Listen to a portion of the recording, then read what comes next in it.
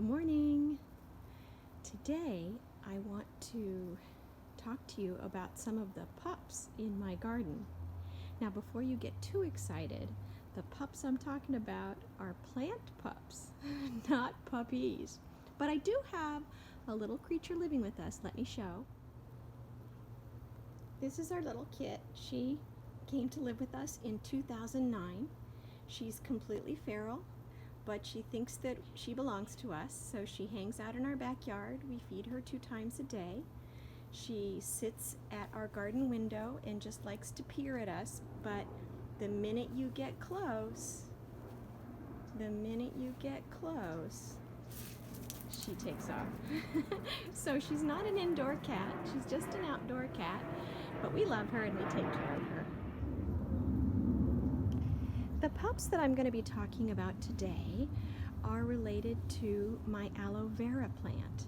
You can see that I have 2 aloe vera plants that flank the guest house door here. And I just love the way they look.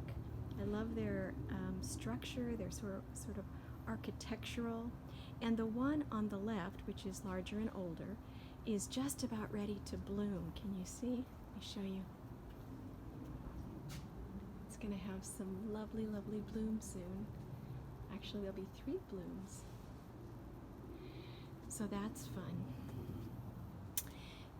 Today, I'm going to talk to you about Aloe barbadensis, which is what these 2 are.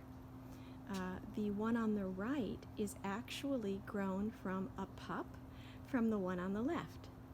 And so I'm going to show you how to grow an aloe from a pup, which is an outgrowth or an extra little like aloe plant that begins to grow when a plant feels like perhaps it is outgrowing its pot. This is a very large pot, but let me show you the pup. There he is. Do you see? He's sticking out. He's definitely just a completely different plant. So I'm going to extract him and plant him somewhere else. So propagating an aloe. Now let's see, I think there's one more on this plant, another little pup. Here's a bigger pup actually. This may be more than one plant, we'll have to see. Now I will tell you that I have an ulterior motive to doing this. And that is because my new son-in-law has a beautiful large aloe that has the most enormous pup that is not even a pup. It's not even a teenager, it's a young adult that has grown off the side of it. Let me show you a picture.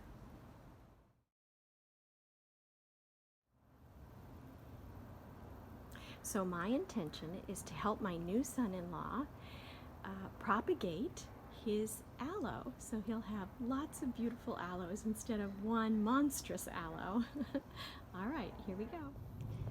All right, well here are the items that I'm going to be using to repot or propagate the pups from the aloe vera. The first is, of course, you need a pot. Now, this is a very large pot for the 2 pups, and I probably will only put 1 pup in here. So the thing about this pot is that it is plastic. If I had my choice, I would do terracotta, because terracotta is a better drainage than the plastic, which holds in the water. I have drilled drainage holes in the bottom of the pot, as you can see, but nonetheless the plastic holds the water in and the terracotta lets it seep out, and you do need very good drainage for the aloe vera. The next thing is, of course, the potting mix. Now this is just regular garden potting mix. There is something special that you use with cactus plants that helps with drainage, cactus potting mix, but because we're in quarantine and I'm in super quarantine hoping to go visit baby Abby, I am not able to get that. So I'm just using some of the potting mix that I have here at home. And I will tell you that this little plant here that I said was a pup from the bigger one Did not get any special treatment. It did not get special potting soil, and it has really thrived in that pot with just regular potting soil and just a little bit of neglect. That's the other thing about aloe vera. They actually thrive on neglect. If you water them too much, that's the most dangerous thing that you can do. Overwatering, which can cause root rot, is the thing that will kill off aloe the fastest.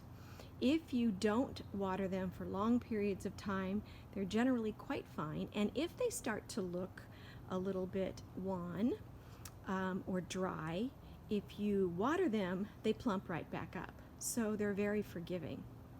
So I'll be using the potting mix exclusively, but I do recommend, if you're able, to get the cactus potting mix, which I think is better. And then the last thing is I'm going to put in a little bit of this cactus and succulent food, just because I have it here at home. And I thought, oh, I don't have the potting mix that I need. Maybe I'll just put in a little bit of cactus fertilizer. So those are the things that I need. Now I'm going to start extracting the pups.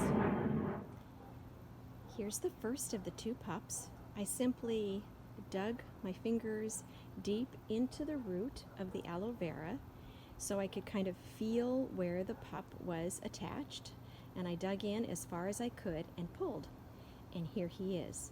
Now I've gotten quite a bit of the root, which is good, and it has a few little root shoots, which is even better, and we want to keep those on because those will help it transplant. Now, if I were to replant this immediately into soil, I wouldn't water it for a day or two, because the end part needs to kind of crust over before being watered, and because you don't want it to get too much moisture, so it might rot. So we'll put this in a pot without any water and see how it does. Okay, let's go get the bigger pup. Here's the bigger pup. And one of the things that you have to be careful with when propagating aloe vera, especially when it's a plant this large, is that, you know, it does have prickles on it. It does have very sharp little prickles.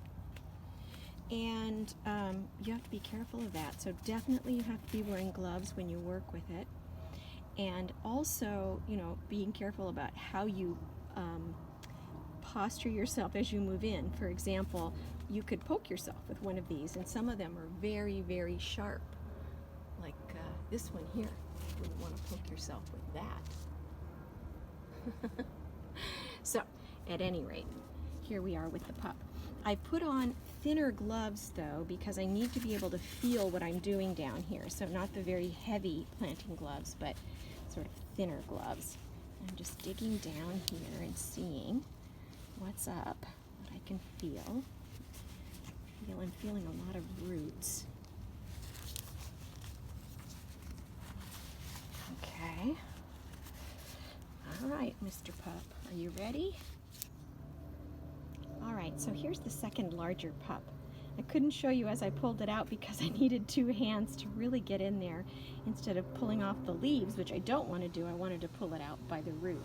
Now the root here, you'll see, I got more of the little root tendrils, which is what is going to allow me to plant it and then immediately water it. Whereas the other one I'm going to plant and not water because I want it to crust over because it didn't have as many root tendrils.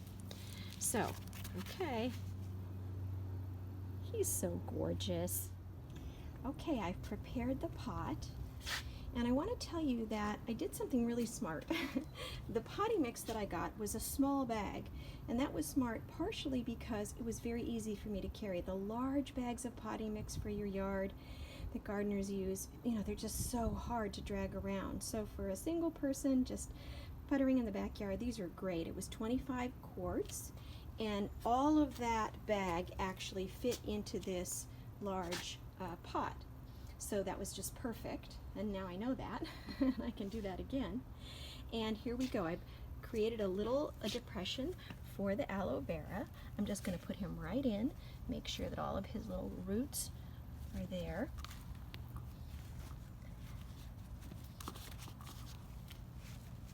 He might not want to stand up, but I'm going to try. There he goes. He's fine. He's fine. I tamped down the potting mix so that it's nice and firm. And there he is. I'm going to give him a little drink of water. There we are. We have a mom and a dad and a baby aloe. That's going to be beautiful. Makes me happy to look at it. And P.S., dear son-in-law, look what I have for you. Everything you need to propagate Mr. Aloe on your patio. I'm so excited to see.